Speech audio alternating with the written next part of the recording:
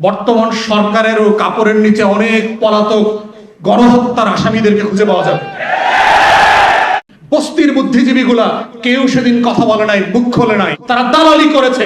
Simply সরকার, আওয়ামী সরকার এবং ভারতের দালালি করেছে, সত্যের দালালি করে নাই, রাষ্ট্রের পক্ষে দাঁড়ায় নাই, শহীদের পক্ষে, জনগণের পক্ষে দাঁড়ায় নাই। বাংলাদেশের সেনাবাহিনীকে নিয়ে নাটক করা হচ্ছে, বিমান বাহিনীতে তেহরিকে তালেবান পাকিস্তানের লোক পাওয়া গেছে। তেহরিকে তালেবান পাকিস্তান ভারতের রয়ের টাকায় ফান্ডিং এ চলে, এই গল্প কি আমরা জানি না? আমরা হাওয়া খেয়ে বেড়াই। হেফাজতও কিন্তু আওয়ামী লীগের ফাঁদে পড়েছে, সেই নাটকও কিন্তু আমরা দেখেছি। অতএব আমরা চাই ইনসাফের পক্ষের ওলামায়ে কেরামরা, আজাদির পক্ষের ওলামায়ে কেরামরা দ্বীনের ঝান্ডাকে মজবুত করে ধরবেন, মুখলেসের সাথে, ইখলাসের সাথে। কোনো ধান্দা ফান্দা থাকতে পারবে না এর ভিতরে। এবং যারা করেছেন সিটি কর্পোরেশনের সেই কর্মকর্তারা সোনার বাংলায় এখনো আছেন। গণতদন্ত কমিশন করেন, কারা কারা সেদিন দায়িত্ব পালন করেছেন। ৭,৫০০ আইন শৃঙ্খলা বাহিনীর সদস্য, পুলিশ, র্যাব, আর্ম ফোর্সেস, এজেন্সির লোকজন কাজ করেছে এবং প্রত্যেকটা ফোর্সের মেম্বারদের লগবুক আছে, কারা সেদিন ডিউটি করেছেন। আপনি সেগুলো কল করেন, কমান্ডিং অফিসারদেরকে ডাকেন, কারা কারা দেশে আছে, কারা কারা এখনো পালায় নাই। আমার নিঃসন্দেহে দেখবেন বর্তমান সরকারেরও কাপড়ের নিচে অনেক পলাতক গণহত্যার আসামিদেরকে খুঁজে পাওয়া যাবে। অতএব বিচার করতেই হবে জাতির, ফর ন্যাশনাল পস্টারিটি। ইনসাফ এমন একটা লড়াই, যদি আমরা বারবার এটাকে ডিসপেন্স করতে ব্যর্থ হই, তাহলে যেটা করবে প্রত্যেকটা জুলুম আর একটা জুলুমের জন্ম দিয়ে যাবে, আর একটা লড়াইকে আপনাদেরকে মোকাবেলা করতে হবে। পিলখানা গণহত্যা হয়েছে, বাংলাদেশ রাষ্ট্র, সিভিল সোসাইটি, সাংবাদিক, বুদ্ধিজীবী, বস্তির বুদ্ধিজীবীগুলা কেউ সেদিন কথা বলে নাই, মুখ খোলে নাই। খোলে নাই বলি ১৭ বছর ধরে বিরোধী দলের নেতা কর্মীদের উপরে দিনের পর দিন, মাসের পর মাস গণহত্যা হয়েছে। বাংলাদেশের সিভিল সোসাইটি প্রতিবাদ করে নাই, বাংলাদেশের গণমাধ্যম তার জাতীয় দায়িত্ব পালন করে নাই, তারা দালালি করেছে। সিম্পলি সরকার, আওয়ামী সরকার এবং ভারতের দালালি করেছে, সত্যের দালালি করে নাই, রাষ্ট্রের পক্ষে দাঁড়ায় নাই, শহীদের পক্ষে, জনগণের পক্ষে দাঁড়ায় নাই। এবং সেই গণহত্যা বিচার করতে পারি নাই বলেই আমরা দেখেছি কিভাবে গুম করে হাজার হাজার বাংলাদেশের নাগরিকদেরকে নাই করে দেওয়া হয়েছে। ১৭-১৭টা বছর শুধু গুম করা হয় নাই, হত্যা করা হয় নাই, লাশটা পর্যন্ত মেমোরি, স্মৃতি আকারে শেষ করে দেওয়া হয়েছে। হাজার হাজার পরিবার জানে না কোন দিন মৃত্যু দিবস, দোয়াটা কোন দিন পড়বে, এই মেমোরি পর্যন্ত, এই স্মৃতি পর্যন্ত নাই বাংলাদেশে।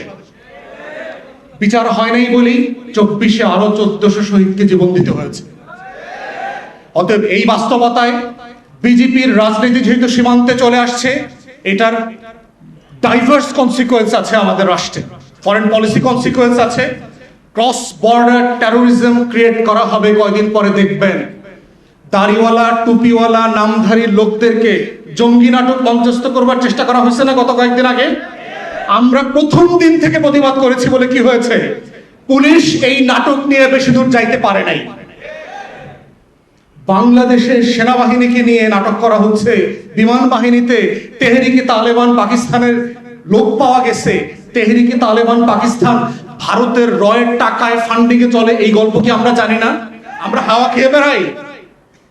অতএব এই জঙ্গি নাটক, তেহরিকে তালেবান পাকিস্তানের নাটকের খেলা বন্ধ করতে হবে। যেই নাটক ফ্লপ করছে, যেই নাটক সিনেমা হলে গিয়ে কেউ দেখে নাই গত ১৭ বছর, সেই নাটক আগামী দিনে মঞ্চস্থ করে আপনার শেয়ার বাজারে কোনো দর পতন ঠেকাইতে পারবেন না। অতএব বাস্তবতা হচ্ছে এই গণহত্যার বিচারের দাবি নিয়েই হচ্ছে বাংলাদেশ রাষ্ট্রকে আগামী দিনে মোকাবেলা করতে হবে। বিজেপির এই হিন্দু ফ্যাসিস্ট, ফ্যাসিবাদী রাজনীতিকে আমরা কিভাবে মোকাবেলা করব, এবং ওলামায়ে কেরামের হিস্টোরিক রেসপন্সিবিলিটি আছে। হেফাজতের আন্দোলনটাকে যেভাবে প্রান্তিক পর্যায়ে নিয়ে যাওয়া দরকার ছিল, আমরা ওলামায়ে কেরামদের কাছ থেকে সেটা দেখি নাই। এই দাবিটা নিয়ে প্রত্যেক মসজিদ, মাদ্রাসা, পাড়ায়, মহল্লায় যেভাবে সভা সমাবেশ, দাবিনামা উত্থাপন করবার দরকার ছিল, ওলামায়ে কেরামদের কাছ থেকে আমরা সেটা আশা করেছিলাম, সেটা আমরা দেখি নাই। আমরা আশা করেছিলাম যাদের উপরে জুলুম হয়েছে তারা জুলুমের বিপক্ষে প্রত্যেক পাড়ায় মহল্লায় দাঁড়াবেন, আমরাও পাশে গিয়ে দাঁড়াবো, যে একসাথে মিলে এই লড়াইটা করা, বাংলাদেশ রাষ্ট্রের জন্য, ইনসাফের জন্য, আজাদির জন্য এই লড়াইটা করা। অল্প কয়েকটা ঘন্টার মধ্যে তারা নিয়েছে। এবং যারা করেছেন সিটি কর্পোরেশনের সেই কর্মকর্তারা সোনার বাংলায় এখনো আছেন। গণতদন্ত কমিশন করেন, কারা কারা সেদিন দায়িত্ব পালন করেছেন। ৭,৫০০ আইন শৃঙ্খলা বাহিনীর সদস্য, পুলিশ, র্যাব, আর্ম ফোর্সেস এজেন্সির লোকজন কাজ করেছে এবং প্রত্যেকটা ফোর্সের মেম্বারদের লগবুক আছে, কারা সেদিন ডিউটি করেছেন। আপনি সেগুলো কল করেন, কমান্ডিং অফিসারদেরকে ডাকেন, কারা কারা দেশে আছে, কারা কারা এখনো পালায় নাই। আমার নিঃসন্দেহে দেখবেন বর্তমান সরকারের ও কাপড়ের নিচে অনেক পলাতক গণহত্যার আসামিদেরকে খুঁজে পাওয়া যাবে। অতএব বিচার করতেই হবে জাতির, ফর ন্যাশনাল পস্টারিটি। ইনসাফ এমন একটা লড়াই, যদি আমরা বারবার এটাকে ডিসপেন্স করতে ব্যর্থ হই, তাহলে যেটা করবে প্রত্যেকটা জুলুম আর একটা জুলুমের জন্ম দিয়ে যাবে, আর একটা লড়াইকে আপনাদেরকে মোকাবেলা করতে হবে। পিলখানা গণহত্যা হয়েছে, বাংলাদেশ রাষ্ট্র, সিভিল সোসাইটি, সাংবাদিক, বুদ্ধিজীবী, বস্তির বুদ্ধিজীবীগুলা কেউ সেদিন কথা বলে নাই, মুখ খোলে নাই। খোলে নাই বলি ১৭ বছর ধরে বিরোধী দলের নেতা কর্মীদের উপরে দিনের পর দিন, মাসের পর মাস গণহত্যা হয়েছে। বাংলাদেশের সিভিল সোসাইটি প্রতিবাদ করে নাই, বাংলাদেশের গণমাধ্যম তার জাতীয় দায়িত্ব পালন করে নাই, তারা দালালি করেছে। সিম্পলি সরকার, আওয়ামী সরকার এবং ভারতের দালালি করেছে, সত্যের দালালি করে নাই, রাষ্ট্রের পক্ষে দাঁড়ায় নাই, শহীদের পক্ষে, জনগণের পক্ষে দাঁড়ায় নাই। এবং সেই গণহত্যা বিচার করতে পারি নাই বলেই আমরা দেখেছি কিভাবে গুম করে হাজার হাজার বাংলাদেশের নাগরিকদেরকে নাই করে দেওয়া হয়েছে। ১৭-১৭টা বছর শুধু গুম করা হয় নাই, হত্যা করা হয় নাই, লাশটা পর্যন্ত মেমোরি, স্মৃতি আকারে শেষ করে দেওয়া হয়েছে। হাজার হাজার পরিবার জানে না কোন দিন মৃত্যু দিবস, দোয়াটা কোন দিন পড়বে, এই মেমোরি পর্যন্ত, এই স্মৃতি পর্যন্ত নাই বাংলাদেশে। বিচার হয় নাই বলেই ২৪-এ আরো ১৪০০ শহীদকে জীবন দিতে হয়েছে।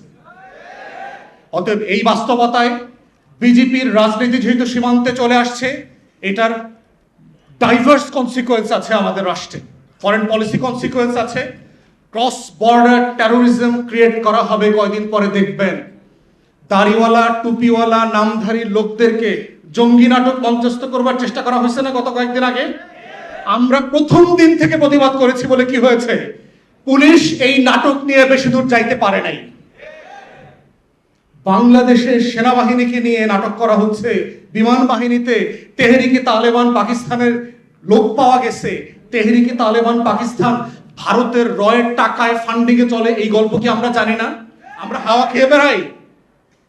অতএব এই জঙ্গি নাটক, তেহরিকে তালেবান পাকিস্তানের নাটকের খেলা বন্ধ করতে হবে। যেই নাটক ফ্লপ করছে, যেই নাটক সিনেমা হলে গিয়ে কেউ দেখে নাই গত ১৭ বছর, সেই নাটক আগামী দিনে মঞ্চস্থ করে আপনার শেয়ার বাজারে কোনো দর পতন ঠেকাইতে পারবেন না। অতএব বাস্তবতা হচ্ছে এই গণহত্যার বিচারের দাবি নিয়েই হচ্ছে বাংলাদেশ রাষ্ট্রকে আগামী দিনে মোকাবেলা করতে হবে। বিজেপির এই হিন্দু ফ্যাসিস্ট, ফ্যাসিবাদী রাজনীতিকে আমরা কিভাবে মোকাবেলা করব, এবং ওলামায়ে কেরামের হিস্টোরিক রেসপন্সিবিলিটি আছে। হেফাজতের আন্দোলনটাকে যেভাবে প্রান্তিক পর্যায়ে নিয়ে যাওয়া দরকার ছিল, আমরা ওলামায়ে কেরামদের কাছ থেকে সেটা দেখি নাই।